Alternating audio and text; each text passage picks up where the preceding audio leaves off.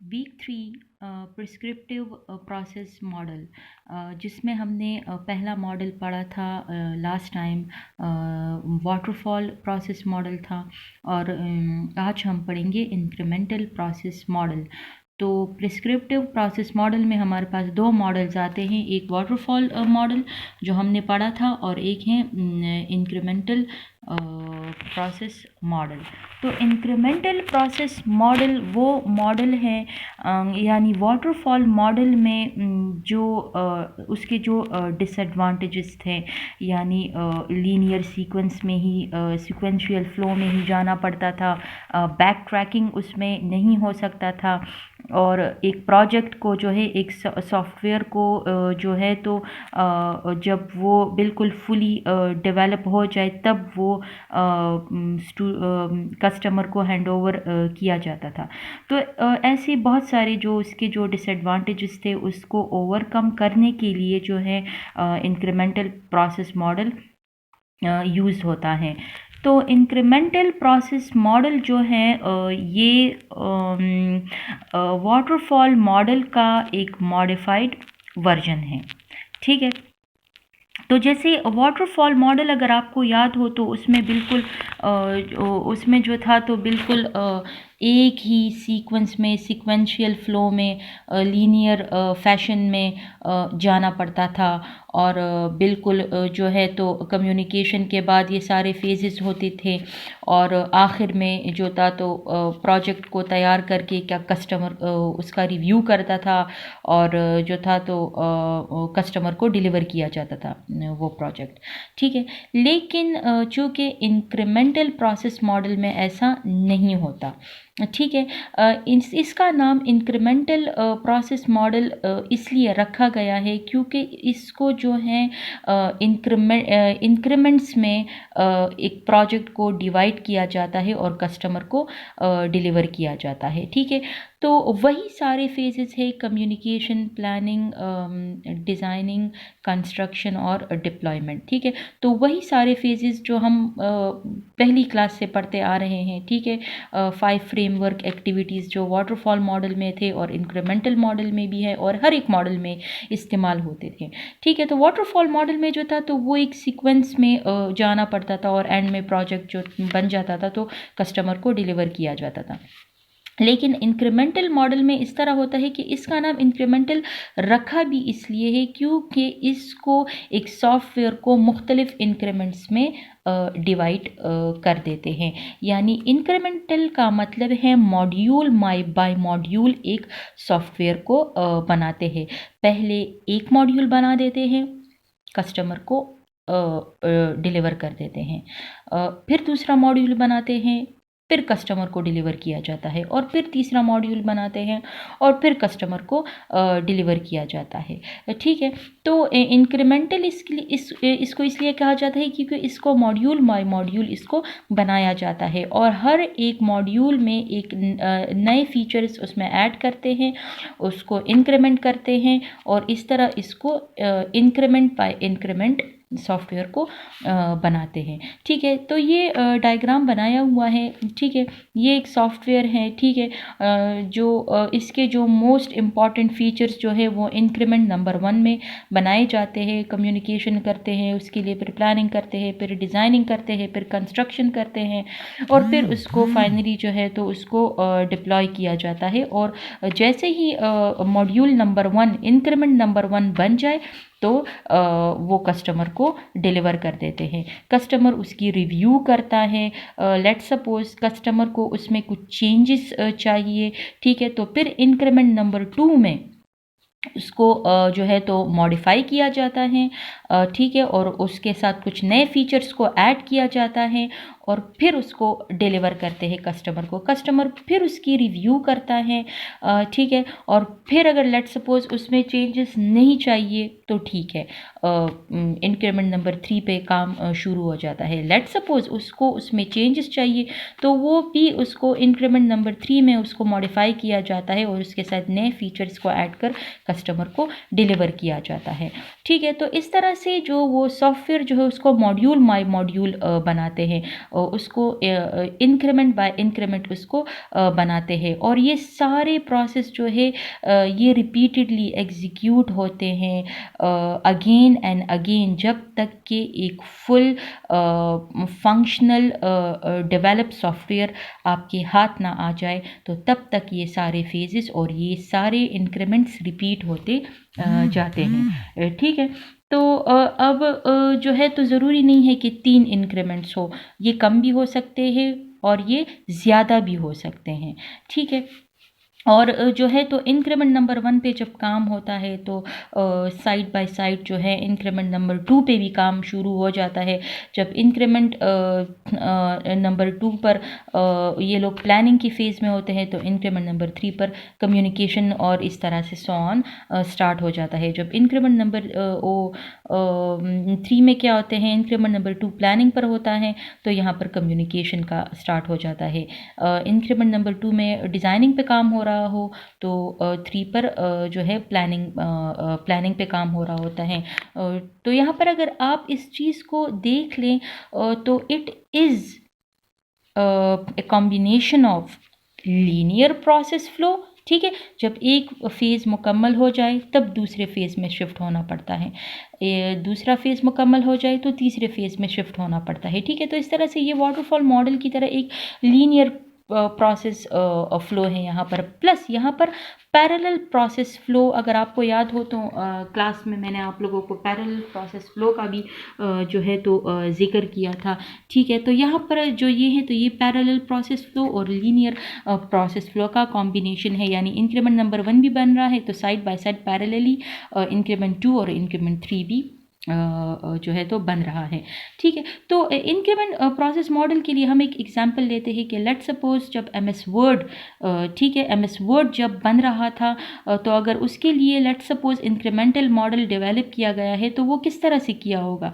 तो increment let's suppose increment number 1 में जो है तो उसके लिए कोर फंक्शनैलिटी, उसके जो कोर फीचर्स हैं, बेसिक फीचर्स है, उसको डेवलप किया जाता है।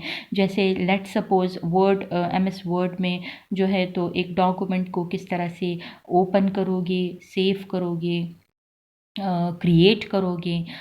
ठीक है, फिर उस कस्टमर उसकी रिव्यू करता है, लेट्स सपोज उसको उसमें चेंजेस चाहिए तो इंक्रीमेंट नंबर 2 में जो है उसको मॉडिफाई किया जाएगा। प्लस उसके साथ कुछ और जो है तो एडिशनल फीचर्स ऐड किए जाएंगे। जैसे इंक्रीमेंट नंबर 2 में यानी स्टाइलिंग पार्ट को कंसिडर करेंगे कि किस तरह से टेक्स्ट को बोल्ड करना है, इटैलिक करना है, कौन कौन से कलर्स होंगे, अंडरलाइन, लेफ़्ट, राइट, मिड, ठीक है, स्पेलिंग, ग्रामर चेकिंग एक्सेट्रा। ठीक है, फिर उसको लेट्स सपोज वो बन गया, कस्टमर ने उसकी रिव्यू की, चेंजेस चाहिए, इंक्रीमेंट नंबर 2 में मॉडिफाई किए जाएंगे, नहीं चाहिए तो इंक्रीमेंट नंबर 3 पे आगे काम होगा और उसके लिए जो उसके साथ और जो है तो एडवांस फीचर इसमें ऐड किए जाएंगे। जैसे पेज लेआउट हो गया, हेडर हो गया, फुटर हो गया, प्रिंटिंग ऑप्शन हो गया, कुछ ऐसे मज़ीद और ऑप्शंस हुए एमएस वर्ड में। ठीक है, तो इस तरह से जो एमएस वर्ड सॉफ्टवेयर हैं उसको जो है तो मॉड्यूल बाय मॉड्यूल उसको स्टेप्स में डिलीवर किया जाएगा, डेवलप किया जाएगा और डिलीवर किया जाएगा। ठीक है, तो आइए पढ़ते हैं application of incremental model. Incremental model is a process of software development where software requirements are broken down into multiple standalone modules। वही बात है कि इंक्रीमेंटल मॉडल वो मॉडल है जहाँ पर जो है तो एक सॉफ्टवेयर को मुख्तलिफ मॉड्यूल्स में डिवाइड किया जाता है और हर एक मॉड्यूल जो है वो एक स्टैंड अलोन इंडिपेंडेंट मॉड्यूल कहलाता है। Highest priority requirement is tackled first. वही पॉइंट है जैसे मैंने बताया कि हर एक सॉफ्टवेयर के लिए जो है तो जो उसके जो कोर फंक्शनैलिटी होते हैं यानी वो रिक्वायरमेंट्स, वो ऑप्शंस जो कस्टमर को पहले चाहिए ताकि वो उसकी रिव्यू करे, तो वो वाले रिक्वायरमेंट्स जो है वो पहले टैकल किए जाते हैं। Each increment adds some functionality until the full system is implemented. ठीक है, वही बात कि जैसे मैंने समझाया कि हर एक इंक्रीमेंट पर कुछ ना कुछ फंक्शनैलिटी ऐड की जाती है जब तक कि एक फुली डेवलप्ड सिस्टम आपके हाथ ना आ जाए। when demand for early release of product arises, ये इंक्रीमेंटल प्रोसेस मॉडल तब इस्तेमाल होता है जब लेट सपोज कस्टमर को अपने प्रोडक्ट का कुछ हिस्सा सबसे पहले चाहिए और वो ताकि वो उसकी रिव्यू करे, वो अपने सॉफ्टवेयर को जान सके, उसको देख सके। ठीक है, तो ये तब यूज़ होता है जब अर्ली रिलीज ऑफ प्रोडक्ट की डिमांड आ जाए। It is use when requirements are well understood. ये हाँ, जिस तरह वाटरफॉल मॉडल में ये मॉडल तब इस्तेमाल होता वो मॉडल तब इस्तेमाल होता था जब आपको अपने रिक्वायरमेंट्स पहले से मालूम हो। इस तरह से इंक्रीमेंटल प्रोसेस मॉडल में भी आप लोगों को अपने रिक्वायरमेंट्स पहले से जानने होंगे, पहले से मुकम्मल जानने होंगे। ठीक है, तब जो है इंक्रीमेंटल मॉडल बन सकेगा और उसको मुख्तलिफ इंक्रीमेंट्स में डिवाइड किया जा सकेगा। Every module will be delivered independently.